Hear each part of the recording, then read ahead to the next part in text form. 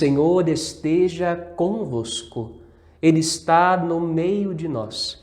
Proclamação do Evangelho de Jesus Cristo segundo Lucas. Glória a vós, Senhor. Naquele tempo, houve entre os discípulos uma discussão para saber qual deles seria o maior. Jesus sabia o que estavam pensando. Pegou então uma criança, colocou-a junto de si e disse-lhes: quem receber esta criança em meu nome, estará recebendo a mim. E quem me receber, estará recebendo aquele que me enviou. Pois aquele que entre vós for o menor, esse é o maior. João disse a Jesus: Mestre, nós vimos um homem que expulsa demônios em teu nome, mas nós lhe proibimos, porque ele não anda conosco. Jesus disse-lhe: não o proibais, pois quem não está contra vós, está a vosso favor. Palavra da salvação. Glória a vós, Senhor.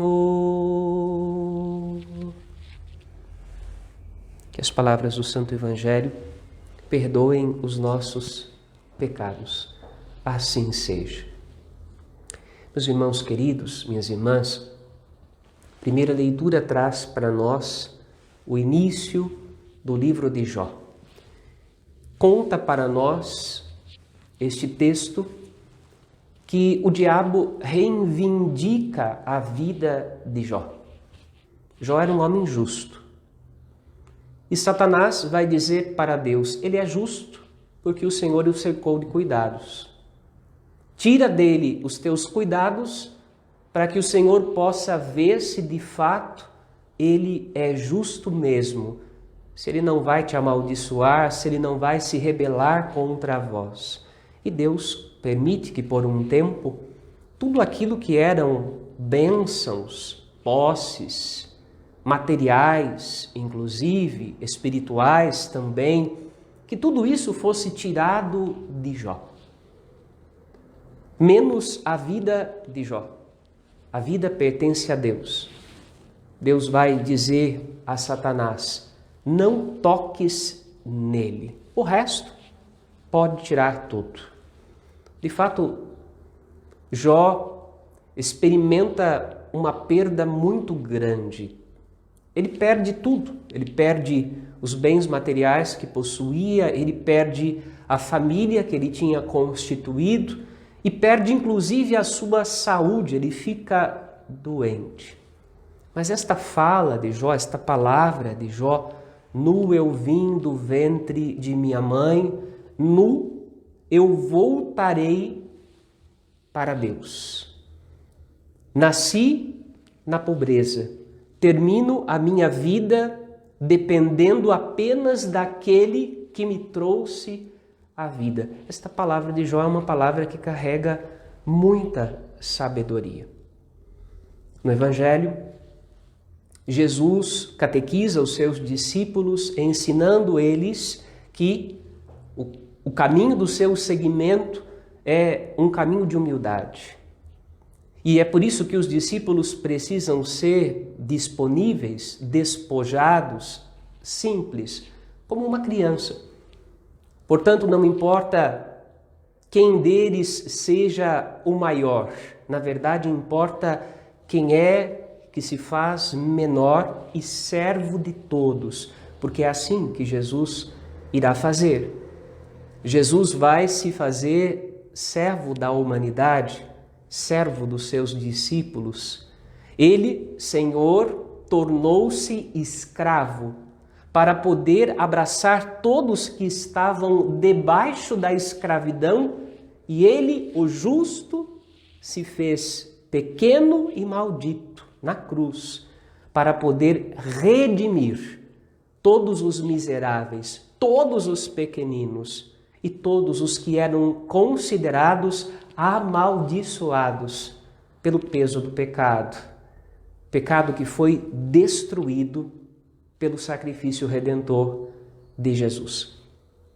Portanto, os discípulos precisam aprender esse caminho de humildade, este caminho de pequenez. Esta pequenez que no coração de Jó se expressa na sua oração, na consciência do seu nada, da sua dependência de Deus, de quem tudo vem e para quem tudo retorna. Por isso nós também somos convidados a pedir a Deus esta sabedoria, hoje rezando pelos mortos, pelos falecidos, quer falecidos por esta pandemia viral que enfrentamos ainda, quer falecidos da nossa casa, da nossa família, vítimas de doenças ou vítimas de situações inexplicáveis que acometem a história da humanidade e a nossa vida dentro desta história. De uma forma ou de outra, todos caminhamos para o nosso encontro com o Senhor. Hoje rezamos por aqueles que já o encontraram pela morte.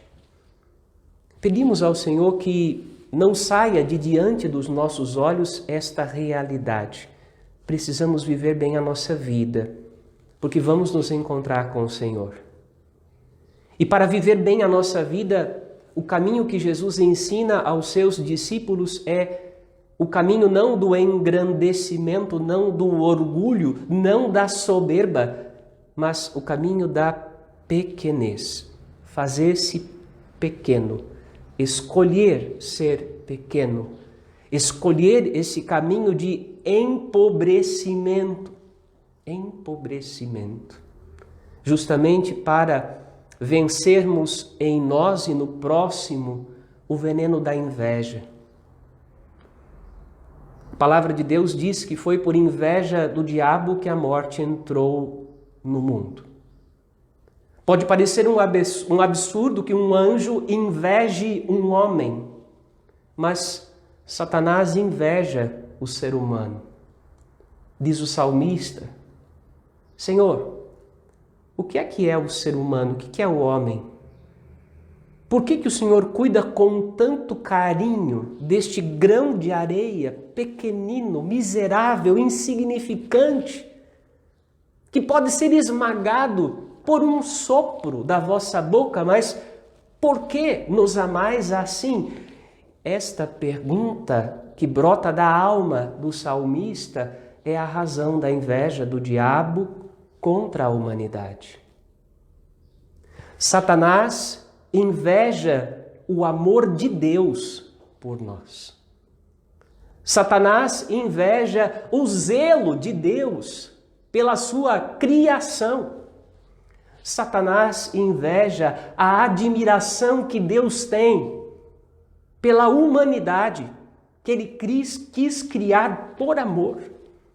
Por isso, nós somos convidados a destruir a inveja no seu coração.